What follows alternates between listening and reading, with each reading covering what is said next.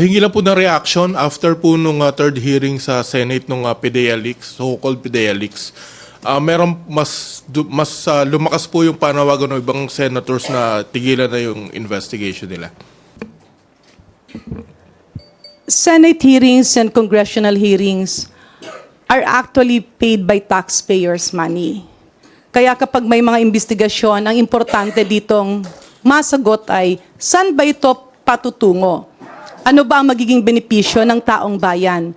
Ano ba yung mga batas na kailangang gawin or mga batas na kailangang baguhin para matagunan at hindi maulit yung mga problemang nakikita? Apparently, in the Senate investigation on Pdea leaks, what we are seeing is a confused narrative. Kasi nga nagtuturuan na ay hindi, nagsisinungaling yan, ay hindi, palaging ano yan, storytelling, liar, may mga ganong accusations. Now, where will this bring us? I believe the best thing that can be done as a legislator also is for the committee to go back, maybe 3 or 4 steps backward, gather all the evidences, decipher whether totoo ba yan o hindi. Because if you put alleged witnesses or whistleblowers in the limelight and gave them, meron kasing iba gustong-gusto nila yan pag may media attention. Ngayon, pag nilagay mo sila doon at pinasalita mo ng pinasalita, sometimes others can tell the truth, pero yung iba kasi, they have to prove something at medyo nawiwindang na. And at the end of the day, sino ang kawawa dito? Yung mga taong bayang nako-confuse. Kasi it's human nature to be a little bit marites eh. But at the end of the day, yung marites ba na yun ay mamagandang maitudulot, lalo na't kung hindi totoo. Now, will that lead to instability of the country? Because people will be getting confused. And leaders are being accused. Paano naman yung mga, kasi ako naranasan ko yan na may mga magte-testify na kunyari expert, tas hindi naman expert. Yung ibang mga totoong experts ay hindi nabibigyan ng panahon na magsalita. But at the end of the day, it's actually ruining our country. It's okay to do investigations, pero dapat yung mga impormasyon na nilalatag ay totoo, nakitaan ng ebidensya, at talagang may direksyon. Because at the end of the day, we are wasting taxpayers' money. If there are really concrete allegations and proof, let's investigate. But if it's just an investigation so that people will talk about things, medyo mahirap rin yan. Kaya yun nga yung isa, there should be accountability of fake experts and fake witnesses. Maraming salamat. I agree, no? Tama yung sinasabi ni Congresswoman Garin, na careful din tayo dapat. No? In fact, some senators have also cautioned the members of the committee na to proceed carefully. Kasi nga, when somebody testifies and claims this or that, ang impact niyan sa reputation of the person na being accused of something is damage na agad di ba? So we have to be careful on who we invite as witnesses and should we call them again in the succeeding hearings. Because what happened, as I saw some of the portions dun sa hearing na yun, di ba somebody made up this story and actually admitted na ginawa ko lang yun so that I can be in this committee hearing, which actually happened. So di ba, some are saying na it's now becoming a circus, yung committee hearing na yun. Tama yung sinabi ni Congresswoman Garin din. Anong direction? What do you want to achieve? Now, if you're running a circus, you will naturally invite the clowns in. So that's what we want to avoid. Diba? Sayang lang na hindi mo na kasi mabawi yung damage that you will do to the person once you testify na this or that. And it's based pala on something, some unnamed informant, based on an unverified claim, and no follow-up investigation was ever made, di ba? Yet 3 hearings have already been spent on it. 1 more coming up, daw, sabi nila. So, while it is not our place to tell them what to do, no? Pero sa akin lang, it's like, just like the House din, we should always be very careful in siguro selecting who we invite as so-called witnesses. Initial comment po siguro, like we've always said before, generally we don't want to comment po on the proceedings of Senate as respect But it can't be helped po, no? Napakalaking issue po yung nangyayari doon. And we could see it. I think don't take our word for it. Hindi na po kami siguro. I won't present this as comment namin. Pero tingnan po yung mga comment ng mga kapwa senador po nila. This is on the third hearing already. As early as the first, I think, or second hearing, may mga senador na who would take part of the committee only to say na parang this is not going anywhere.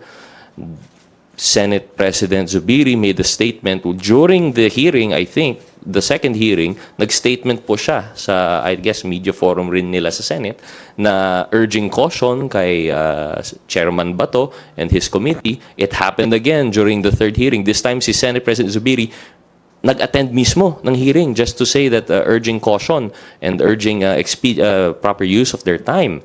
And I understand the respect siguro po. They have all due respect kay Chairman Bato so as not to interfere. After all, committee niya po ito. Pero you could see the sentiment po. This is not us talking. This is yung Senate po mismo. They are out there to, as Senate President Zubiri said, to protect the integrity of our Senate, your Senate. Siya na po mismo nagsasabi, parang in kinder terms po, no, na tama na po. Parang it seems to be going nowhere. We've had many senators who seem to express the same sentiment. Pumasa po doon dati si Senator Grace Poe, made that comment. Senator Escudero, Senator Jinggoy.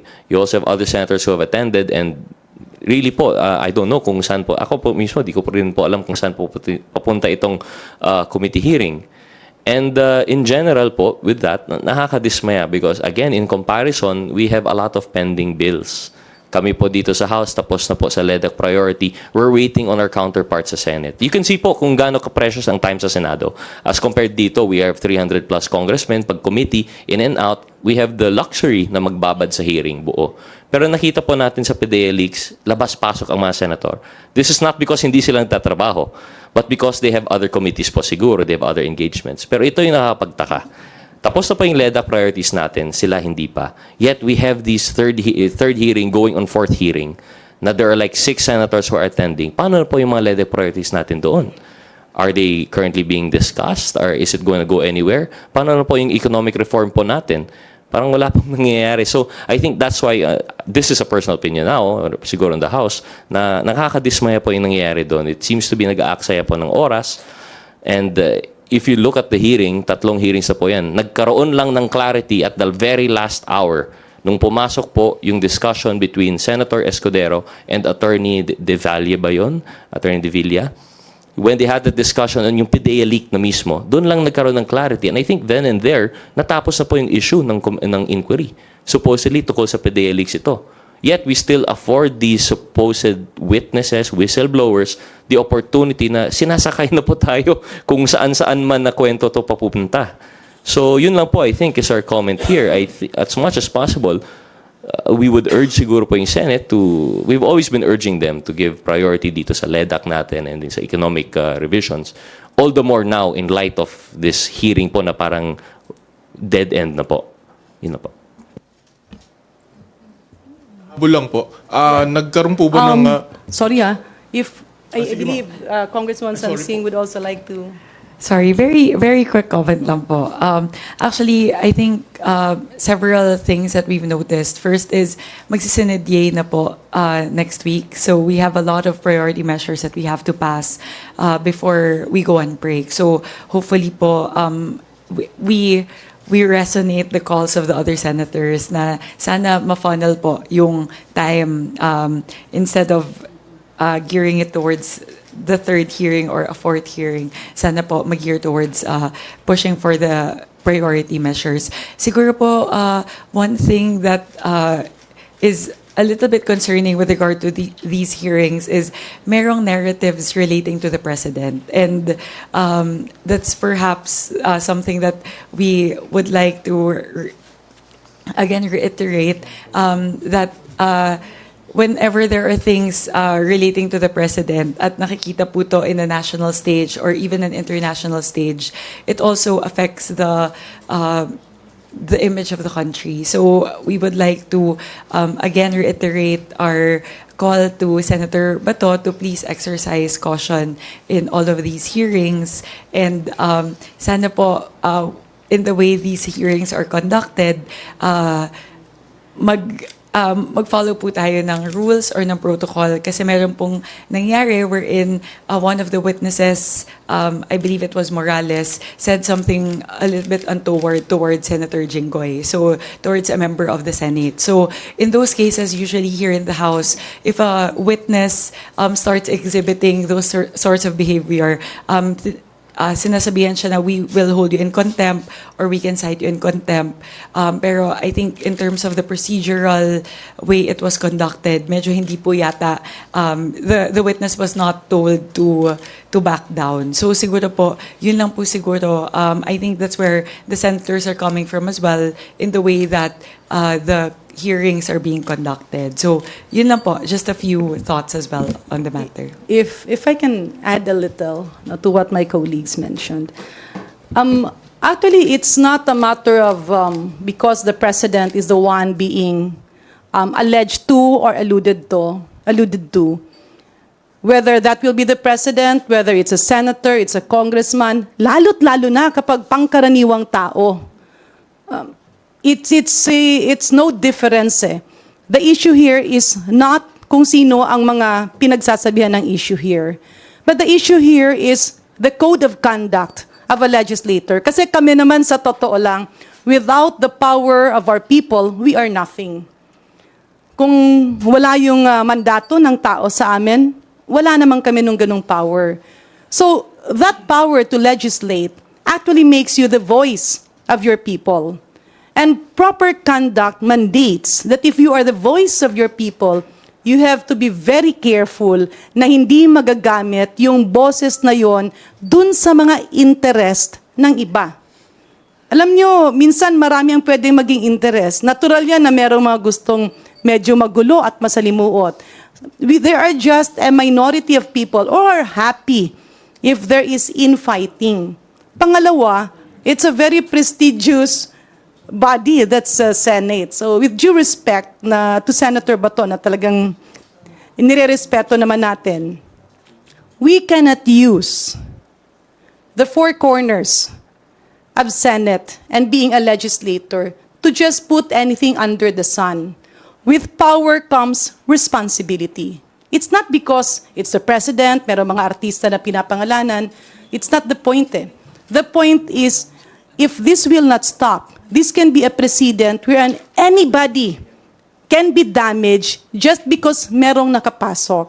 Admittedly, in any organization, be it in the Philippines or abroad, meron talaga yung isang tao sa isang opisina na walang gagawin kundi mamuna, no, maghanap ng mali ng iba. And that happens in many offices. I've been to many offices in the executive and the legislative. Ganun talaga yun eh. Kasi ganun talaga yung tao. So there are offices na merong mga tao dyan na walang ibang gagawin, kundi maghanap ng mga diferensya, mag-report or magmarites sa ibang mga opisina. But the real workers will become victims to this. Kasi yung mga taga-ikot at taga-intriga, pag hindi mo i-validate yun, ang mga natatamaan ay yung totoong nagtatrabaho. So how can we now deliver to our people if we will have a system like this that unvalidated witnesses will be given the platform? Because, I mean, as a doctor, merong iba dyan na sa psychology nila, let me have that 2 cents worth of getting the limelight.